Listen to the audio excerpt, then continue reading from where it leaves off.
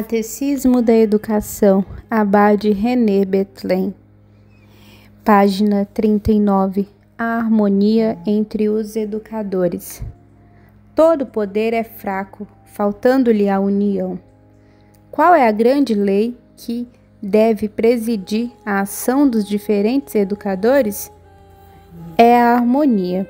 Ela deve reinar entre o pai e a mãe. Segundo, entre os pais e os professores.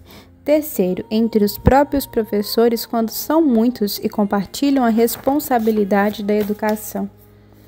A harmonia entre o pai e a mãe. A formação do homem supõe no começo um bom lar. Quais são, com justiça, os fundamentos desta harmonia? É o casamento. O casamento tem com efeito por objetivo a vida em comum. O casamento supõe, portanto, entre esses esposos, aquele mínimo de harmonia, sem o qual a vida comum seria uma tortura, e em cada um dos esposos uma virtude, proporcionada às exigências desta harmonia. Os novos desposados sabem perfeitamente que no dia em que prometeram fidelidade aos pés do altar, depositaram em comum na corbelha do casamento, não somente as boas qualidades, mas também os defeitos. E, se têm a felicidade de ser cristãos, sentirão em si a graça sacramental que lhes dá força para todos os sacrifícios impostos pela união e boa harmonia. Segundo, é a necessidade do bom exemplo. Quando desaparece a harmonia, as crianças testemunham-se das discussões entre os pais, dos ressentimentos que são a natural consequência. Nunca se esquecem dessas lembranças sinistras. E quem poderá fazer uma ideia das misérias de deformação que daí podem ressaltar? Quando meu pai e minha mãe, refere-se Hervé Bazin, sentia alguma dificuldade durante a semana, no domingo pela manhã, sem prévia de combinação, aproximavam-se ambos da mesa sagrada e eu fazia-lhe companhia, e na volta pelo caminho, quando ia aos saltos diante deles, chamava-me e, sem me dizer uma palavra, abraçavam-me e me beijavam-me na mesma face. Que bela lição de coisas e como fortalece. Terceiro, é a própria educação. Efetivamente, a educação tem por fim fazer penetrar a verdade no espírito das crianças e habituar a vontade delas a praticar o bem. Mas a verdade e o bem são coisas absolutas. Fazer crer na sua contingência, pela falta de continuidade nas ordens dadas, pelas contradições, mesmo que entre as ordens e contra-ordens emanadas de duas pessoas constituídas como autoridade e que exercem contraditoriamente o propósito das mesmas coisas, e sobre a mesma criança é uma verdadeira traição à verdade e ao bem. A harmonia sempre é um fato? Não, é quase sempre por culpa do pai que comete uma dessas duas faltas. Primeiro, ou compromete desastradamente a sua autoridade. Segundo, ou corrompe os seus filhos. Quando é que o pai compromete desastradamente a sua autoridade? O pai compromete a sua autoridade, primeiro, quando intervém sem saber, arriscando-se assim a colocar-se em contradição com as ordens da mãe. Segundo, quando reprova as censuras feitas pela mãe. Para evitar essa falta, o pai que não tem as qualidades requeridas para se ocupar direta e pormenorizadamente da educação dos seus filhos, deve ao menos dar à mãe o mando absoluto e pôr a sua força a serviço da ação materna. Uma delegação do pai vale 1000 vezes mais que uma intervenção irregular, mal ponderada e guiada pelo acaso. Quando é que o pai corrompe os seus filhos? Quando mima por demais os filhos e deixa a mãe no papel de desmancha prazeres, o que é muito atraente, mas soberanamente funesto. Segundo, quando se faz camarada alegre dos filhos, até ao momento em que, já cansado das manifestações da sua harmonia e do enervamento por eles causados, diz à sua mulher: minha amiga, retiro-me, toma conta das crianças. O marido é, em geral, inconscientemente e sem maldade, um professor da anarquia familiar, um egoísta acostumado a ser servido, que desautoriza a toda honra à sua mulher, em lugar de lhe dar força, levando seu orgulho até lisonjear os filhos e a provar o que eles fazem, para atrair a si em prejuízo de sua mulher, que não tem senão a tarefa extenuante, combativa e ingrata. Qual é o resultado desta maneira de proceder? É a ruína da autoridade. A mãe quer e não pode. Quer acalmar o desassossego produzido pelo pai, quer restabelecer a ordem perturbada por ele e não pode. Usa da sua autoridade sem obter resultados eficazes. Durante a luta que a imprudência causou, ele está longe do lar. Poderia remediar a situação ou teria podido não a tornar insuportável. Não o quis, nem o quer. Deixa tudo aos cuidados da mãe e talvez se persuasuda de que todos os seus deveres de pais. Isto recorda o diálogo de Bertrand. Queres tu fazer um jantar excelente para nós ambos? Como assim? 2 só para mim, se tu quiseres? Não, mas vamos repartir o trabalho. Eu tomarei a refeição e tu lavarás os pratos. Ah, como nos vamos divertir! Quais são as impressões da criança causadas pelo desacordo entre o pai e a mãe? Primeiro, a princípio, a criança fica admirada, abre muitos olhos, procura compreender se seu pai, quem ama e respeita, diz sim à sua mãe, a quem não tem menos amor e que respeita eternamente, diz não. E não obstante, o sim e o não são contraditórios. A criança não compreende nada. Segundo, a criança hesita em obedecer, pergunta a si mesma se entendeu bem e não sabe nunca para que lado se há de voltar. Terceiro, a criança aprende a dissimular, faça o que fizer, tem num dos seus pais um aprovador e outro um censor. Toda a sua diplomacia consiste então em iludir a vigilância que lhe traga uma censura ou um castigo. Quarto, a criança não aprende assim a distinguir com clareza o bem e do mal. As ideias que forma não têm um caráter absoluto, como o sim e o não, depende da ocasião, das pessoas e das circunstâncias. Ora, nada há mais prejudicial à boa formação da criança do que esta confusão de ideias, essa obliteração do senso moral. Quinto, a criança explora, em proveito dos seus caprichos e dos seus defeitos, a posição manifesta entre seu pai e sua mãe. Não haverá um pouco sob o qual se deva considerar mais especialmente ruinosa a oposição entre o pai e a mãe? Sim, este é o ponto, a religião. Que triste situação de uma mãe de família sincera e cristã cujo marido é indiferente. Geralmente não há uma franca hostilidade. Mas os filhos sabem que o pai não se confessam. Nota a sua maneira de proceder em desacordo com os princípios que afirma em oposição com as práticas de sua mãe. Nada compreendem a princípio, depois admiram-se, finalmente escandalizam-se. E um dia todos esses sentimentos explodem num grito de revolta, apoiado no mau exemplo do pai, formado por ele pouco a pouco, no fundo da alma, onde se cria o espírito de independência e germina o personalismo. O meu pai não vai à missa, farei como o papá, etc.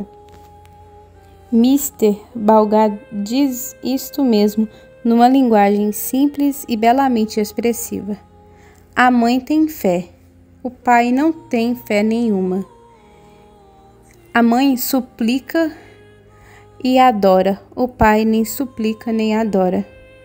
As almas em desarmonia não se fundem. A criança nascida desta falsa união poderá ser vigorosa de corpo, mas terá uma alma raquítica. E quando a criança começar a discernir, que tristeza do lar, aos 7 anos compreendendo alguma coisa, aos 10 pasmas, aos 15 escandaliza-se, ao primeiro grito das paixões aproveita-se dessa desarmonia para livremente se entregar às loucuras. Não deverá a harmonia que se deve existir no lar estender a sua ação e os seus benefícios fora do âmbito familiar? É indispensável que reine em todos os educadores. Eles trabalham na mesma obra, procuram o mesmo alvo. É mister que conjuguem a sua experiência e observações, que se unifiquem aos métodos, que se coadjuvem mutuosamente, que se considerem atingidos por tudo de alguma maneira, possa ferir a autoridade dos colaboradores. Artigo 2º. A harmonia entre os pais e os professores é bela, e da sua beleza fala o carvalho ao castanheiro, o olmeiro à sauda, mostrando-o ao bordo. Tão vulnerável é a infância sobre a grandeza infinita do céu. Qual é o fundamento desta harmonia? Para os pais, está na própria lógica da confiança que depositam nos professores que escolheram. Negar esta confiança, aceitar ou suscitar conflitos, é fazer obra contraditória, desrazoável e prejudicial. Quais são os obstáculos a esta harmonia? São, da parte dos pais, primeiro, a presunção, segundo, a indiferença, terceiro, a indulgência com as más inclinações, quarto, complacência com as espertezas maliciosas, quinto, intervenções indiscretas. Quando se revela a presunção? Quando os pais, posto em intencionados, julgam, dispensam qualquer auxílio na educação íntima dos seus filhos. Confiam nos professores, mas só querem que os mestres os instruam. Manda os filhos ao catecismo, mas exclusivamente para o ensino religioso. Levam-nos ao confessor porque eles mesmos não podem dar-lhe a absolvição. No resto, suprirão todas as necessidades. Este defeito é patrimônio de muita gente cheia de vaidade, que, em virtude de uma situação especial, adquiriu hábitos de independência. Quem aprenderá a criança em semelhante escola?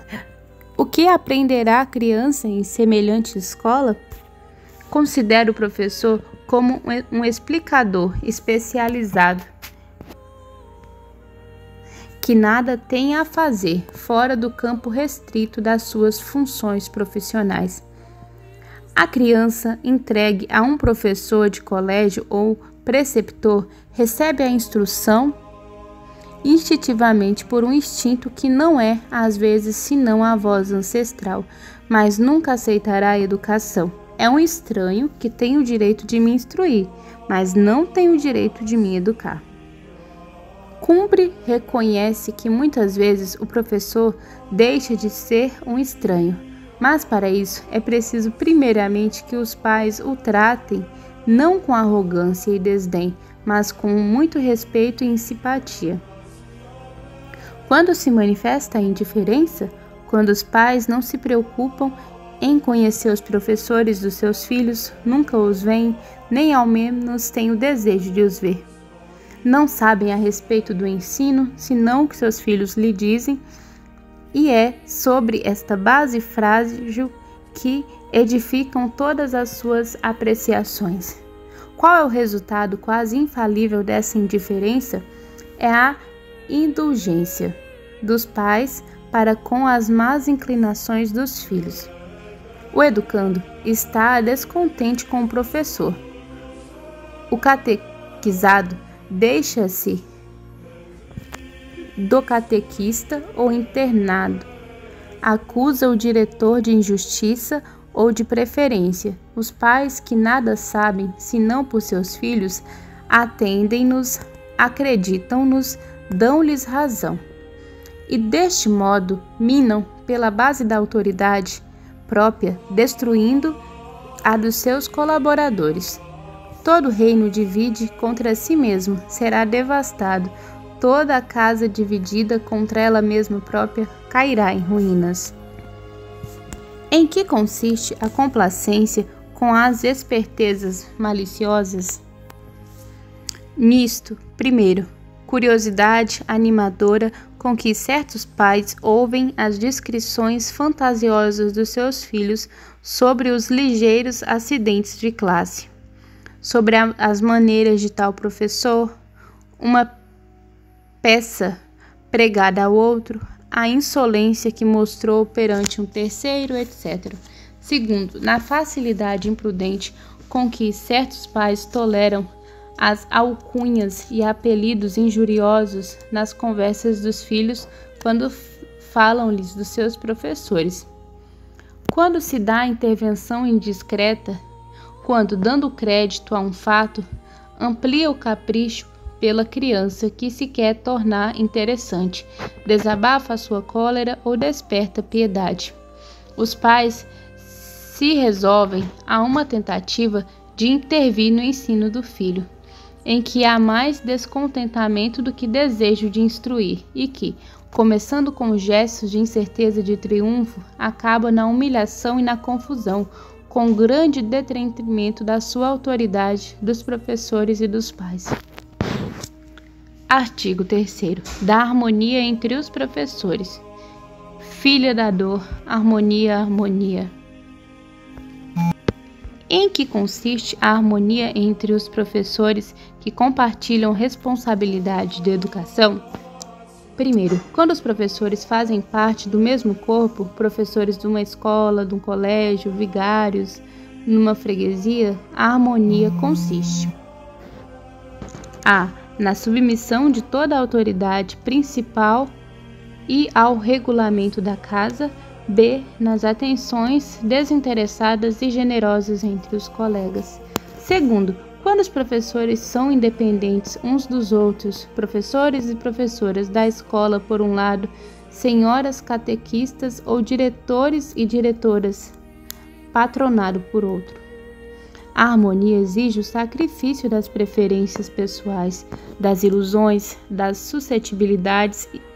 É evidente, por exemplo, que o melhor dos catecismos, o mais bem orientado patronato, não podem, apesar de muitos perfeitos, produzir o bem que realiza na escola cristã.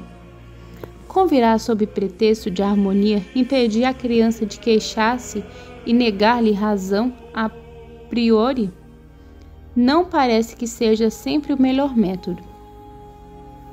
A cólera e a indignação que surdamente se agitam sobre sua alma, deve-se preparar uma vulva por segurança, se não se quiser que se transforme em uma acrimônia penosamente contida ou em revolta manifesta com soberba. O que é preciso quando a criança se queixa? Aqueles de quem a criança se queixa não devem escandalizar-se nem se vingar. Aqueles de quem a criança se queixa deve pôr em ação todos os recursos da sua inteligência e do seu coração para salvaguardar os direitos da sua autoridade, apaziguar o descontentamento da criança e levá-la a reconhecer a sua razão. Não devem nunca se deixar de levar as confidências prejudiciais à autoridade. Que se há de lhe fazer à criança que tem alguma razão? Não se deve lhe dar plenamente razão, nem atribuir-lhe toda a culpa. Recorrer-se-á a uma solução média, que poupe a autoridade e salvaguarde a justiça. Os pais que possuem certo tato resolverão facilmente a questão, adaptando à idade, à inteligência e ao caráter de seus filhos as explicações que lhes derem. Que é preciso fazer se há conflito entre as autoridades? É preciso fazer com que a criança não saiba. E se é fatal, que ela saiba alguma coisa, que seja menos possível e ao mais tarde que possa ser. Segundo, é preciso, sobretudo, não se servir da criança para manifestar seus maus sentimentos e satisfazer suas vinganças mesquinhas. Quais são as vantagens desta harmonia? Serão imensas se a criança encontrar em todos os seus superiores os mesmos princípios, os mesmos métodos, as mesmas sensações, se encontrar por toda a sua parte a recusa sistemática de escutar suas queixas, as lamentações acrimoniosas do mau espírito. Primeiro, a autoridade tomará aos seus olhos um tal caráter de universalidade e que necessidade que triunfará completamente e quase instantaneamente de todas as veleidades da resistência. Segundo, esta mesma autoridade aparece-lhe facilmente com uma emanação da divina, que, como a criança sabe, não pode mudar nem contradizer-se.